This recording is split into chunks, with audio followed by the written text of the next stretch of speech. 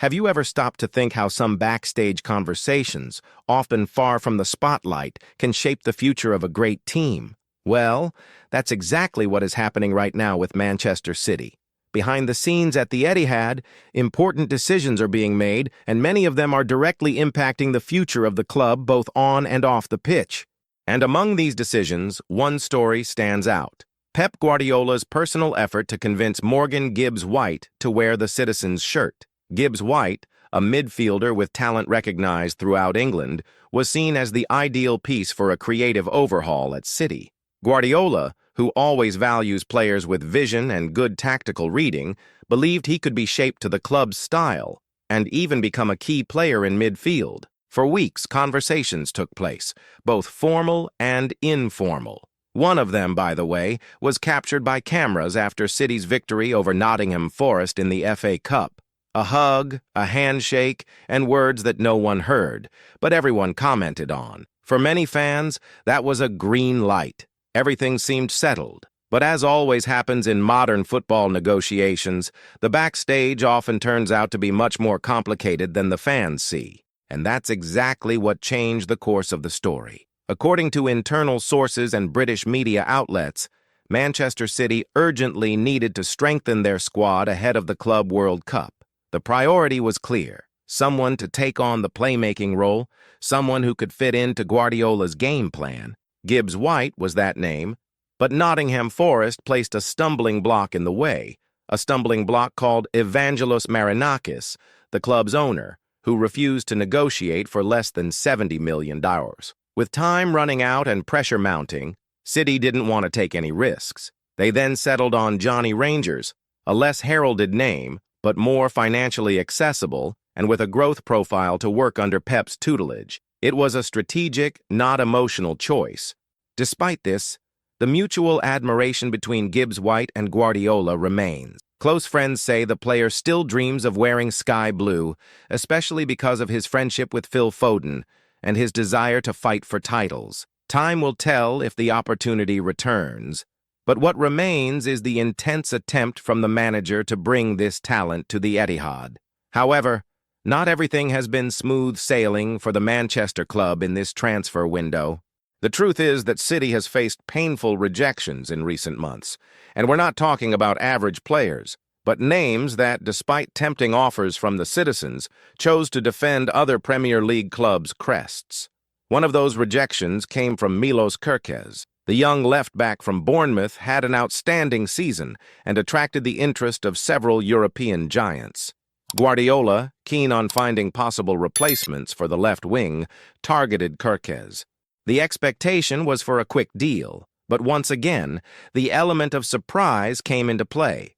Liverpool acted behind the scenes, made their proposal, and more importantly, won over the player's heart. Kerkez directly rejected Manchester City's offer to join the Reds, and this wasn't an isolated case. According to market sources, two other names, Wirtz and Frimpong, had already made the same choice in previous months.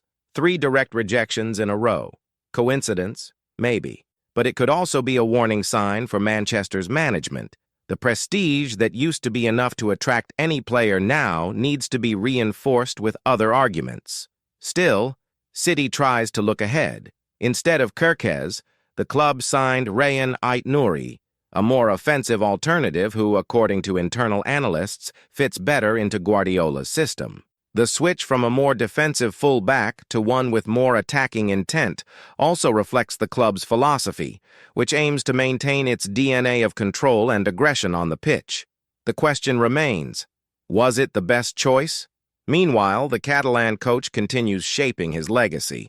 But even he knows that one day his journey at Manchester will come to an end, and that day might be closer than many think. With a contract until 2027, Guardiola has already made it clear that he intends to end his tenure at the club when that deal expires, and the topic of a successor is gaining traction in the corridors of the Etihad. It is in this context that an unexpected name emerges on the radar: Cesc Fabregas. The former Arsenal, Barcelona, and Chelsea player took his first steps as a coach in Italy, managing the modest Como, and he surprised many, not just because of the results, which would already be impressive in their own right, but for his game understanding, calmness on the sideline, and ability to lead groups. For many, he's still at the beginning of his journey. For others, signs of genius are already apparent. Sources close to City's management suggest that Fabregas is being watched closely. And more than that, Guardiola, in informal conversations, has already described his compatriot as a special talent. Of course, Cesca's name isn't the only one being considered. There's also Mikel Arteta, who knows the club's structure inside and out. Vincent Kompany, due to his history and connection with the fans. But right now, Fabregas represents a potential link between the past and the future, an emerging tactical mind with a modern football vision and Premier League experience. But it's not just the changes in coaching staff that are concerning City. Some players within the squad are also experiencing uncertain moments. One of the most emblematic cases is Jack Grealish. The attacking midfielder, signed for a hefty sum, seems increasingly out of Guardiola's plans. Last season, his influence dwindled. He wasn't among the standout performers, lost space in key moments, and, for many, disappointed given the expectations. The clearest sign? He wasn't even listed for the Club World Cup. Something unthinkable for a player who, not long ago, was seen as a symbol of creativity and flair. The absence of Jack Grealish from the international tournament list wasn't just a technical detail. For those who followed the behind-the-scenes of Manchester City, it was clear that this exclusion represented something much bigger. It symbolized the decline of the player's priority within Pep Guardiola's system and raised a red flag not only for the player himself, but also for the clubs that had been monitoring his situation. The problem, however, lies in the combination of a high salary and inconsistent performance, which has made Grealish a difficult player to negotiate. His contract is one of the heaviest on City's payroll, and the asking price, around £50 million, has caused many interested parties to back off. For example, Newcastle had considered the possibility of signing him, but quickly discarded the idea. They are focused on keeping their stars like Isak and Anthony Gordon, and bringing Grealish in would require a restructuring that doesn't seem viable at this point. Further south in England, some rumors have also linked Grealish's name to Everton. David Moyes, the new manager of the Toffees, would be interested in offering the player the freedom he lost under Guardiola's strict leadership. The idea of a fresh start at a club seeking reconstruction and identity might be appealing to a player who desperately needs to rediscover his best form. It's not just about football. It's about identity, motivation, and relevance. Everything Grealish has been looking for since he swapped Aston Villa for Manchester City.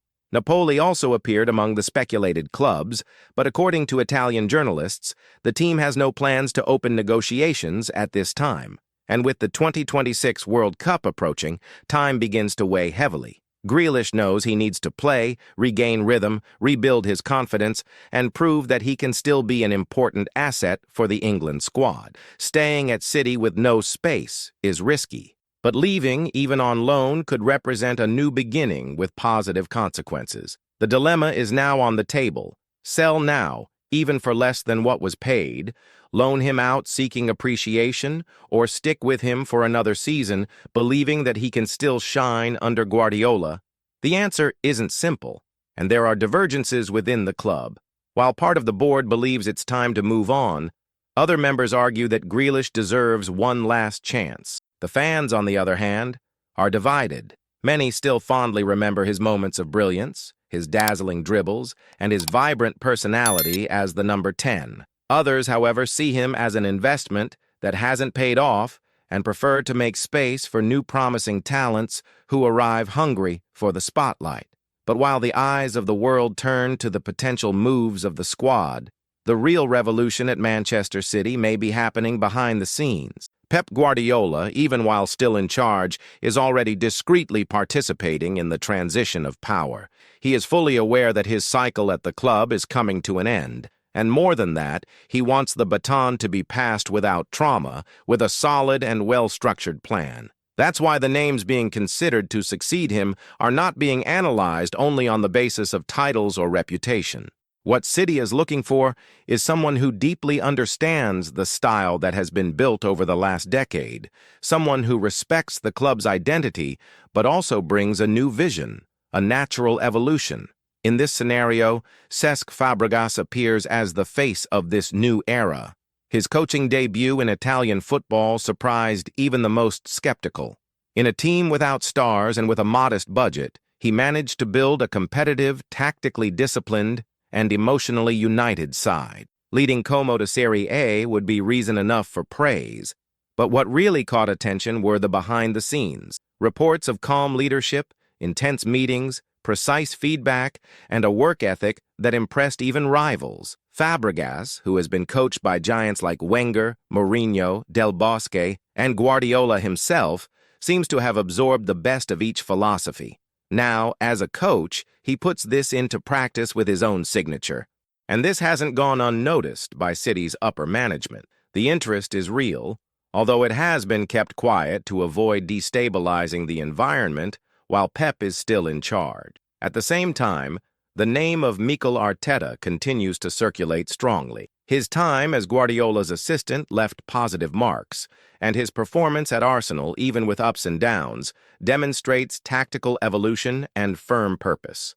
The question is, would he be willing to leave the ongoing project in North London to return to the Etihad? There is also Vincent Kompany, an eternal idol of the club, who knows the house like few others. His short stint as a manager has had promising moments, and his image with the fans is one of absolute trust. However, the question is whether he is ready for a challenge of this magnitude. Whoever comes next will have to deal with a huge legacy.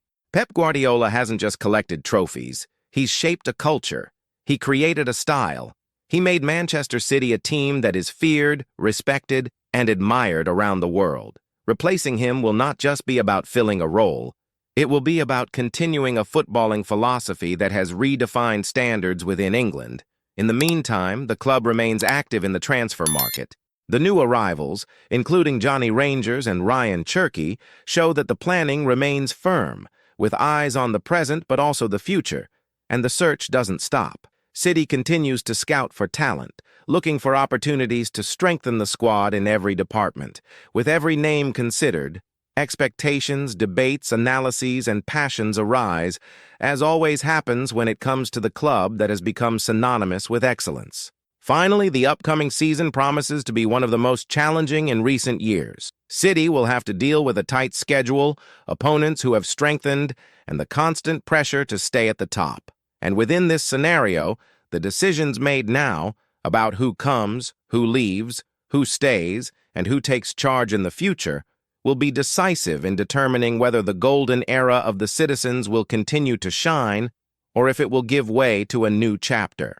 And you, passionate Manchester City fan, how do you see this moment? Do you believe Gibbs-White can still be a reinforcement in this window? Is Fabregas the right name to replace Pep? Does Grealish deserve one more chance, or has he given all he could? Leave your opinion in the comments, subscribe to the channel, and turn on notifications so you don't miss any details of this new phase at the most dominant club in the Premier League. When we talk about Manchester City today, we're referring to something bigger than just a winning team. We're talking about an empire built with patience, precision, and philosophy. However, every empire needs to prepare for the days when its great leaders depart. Guardiola, although still active and determined, is already thinking about tomorrow. And City, ever attentive, has started to design that future. The succession process, however, is not only technical, it's emotional too. Because replacing Pep doesn't just mean swapping managers. It means tampering with the heart of the structure that has been carefully assembled over the past decade. It's about breaking away from a winning routine. It's about closing a chapter that has taken the club from being promising to being feared. And no one wants that to happen hastily. That's why the idea of bringing in someone like Fabregas seems to many like a bold bet, but with a clear logic.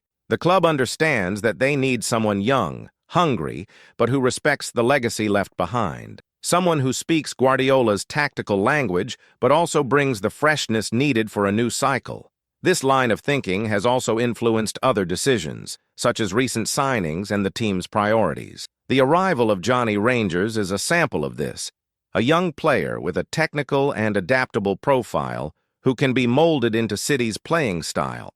The idea is to prepare the squad for a smooth transition where the new manager finds a group already committed to the proactive, possession-based, intense, and intelligent style that has become Pep's trademark. But that requires sacrifices. Names like Jack Grealish, despite carrying talent and media appeal, end up being questioned if they don't fit perfectly into the machinery. City doesn't have room for vanity. Everything there is about function, commitment, and tactical obedience. That's why the future of players who can't fully adapt to the system is being discussed, and not just for financial reasons. Another factor that has put pressure on the club is the boiling transfer market. Every week, new clubs enter the race for players who seem to be certain for City. And this is making the board act with more speed, but also more caution. The defeat for Milos Kerkez was a clear example that Manchester City, despite all its strength, is not immune to competition. The direct refusal from the fullback to Guardiola's project was a cold shower.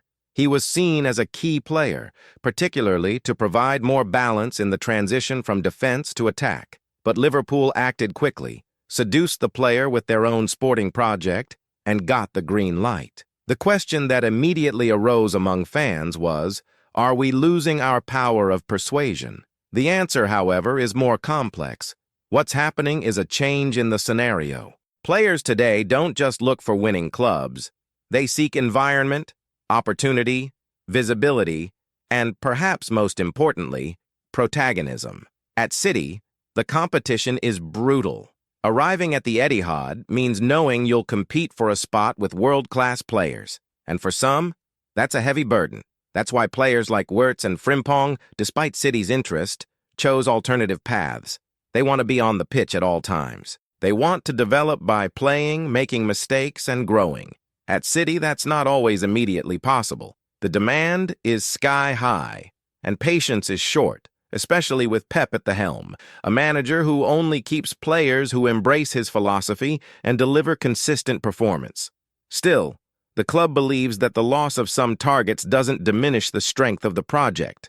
On the contrary, it serves as a warning to refine the approach, strengthen the internal environment, and make it clear to players that those who arrive at Manchester City are entering something bigger. It's not just a shirt, it's a system, a commitment, an idea. This idea, by the way, continues to be refined every season. And the first preseason training sessions already show that Guardiola remains determined to explore new tactical patterns. With reinforcements like Rangers and Cherki, there's an attempt to make the midfield more flexible, open space for more creativity, and test hybrid formations. This is also part of preparing for the successor, leaving a squad ready for multiple interpretations of the game. At the same time, the board is already considering changes in the structure of the football department. The inclusion of new professionals in the coaching staff, such as Pepin Linders and James French, shows that City is reinforcing not only the pitch, but also the back office. This guarantees stability in the future transition process, avoiding the risk of collapse when Pep eventually leaves. And speaking of legacy, it's impossible to ignore Guardiola's figure at this moment. He knows that his time is running out, and unlike many managers, he wants to go out on top, leaving everything in place. His relationship with the club goes beyond contracts. There's a bond of identity, philosophy, and worldview. That's why he is so actively involved in discussions about the future, not as someone who commands, but as someone who cares. Perhaps that's also why so much care is being taken in choosing the name that will come, because Guardiola doesn't want to see everything he's built being undone by hasty decisions. He knows his departure will be felt, and the new manager will be compared to him in every detail, every result, every word. That's why his support for a name like Fabregas makes so much sense. It's as if he's choosing someone who, even though different, shares the same values. Fabregas, for his part, sees in City a golden opportunity. And even if he doesn't take over now, the fact that he's being considered changes his trajectory. He begins to be looked at with more respect. He gains support. He gains projection. And if he continues to deliver good work, it will become increasingly difficult to ignore him. Guardiola knows this. And, in a way, He's preparing the ground for him. Therefore, the story of Manchester City is entering a new chapter, a moment of quiet transition, where changes are not abrupt, but are in every detail, from the bench to the field, from the boardroom to the training ground, from the squad to the back offices. Every decision now can influence what's to come in the next 10 years. And the eyes of the world are on them. You, who live every game with your heart, know how much this matters. And that's why it's essential to follow each step, each name considered, each negotiation that emerges. Because the future of your club is being drawn now, away from the cameras, but with consequences that everyone will see soon. And if you've made it this far, it's because you truly live Manchester City with intensity, like we do. So take this opportunity to strengthen this space, made by fans and for fans. Leave a like on the video. This really helps the channel grow and reach more passionate people like you. And if you haven't subscribed yet, click the subscribe button and activate the notification bell, because here you'll stay on top of everything happening behind the scenes of the most dominant club in the Premier League. A big hug, and see you in the next video.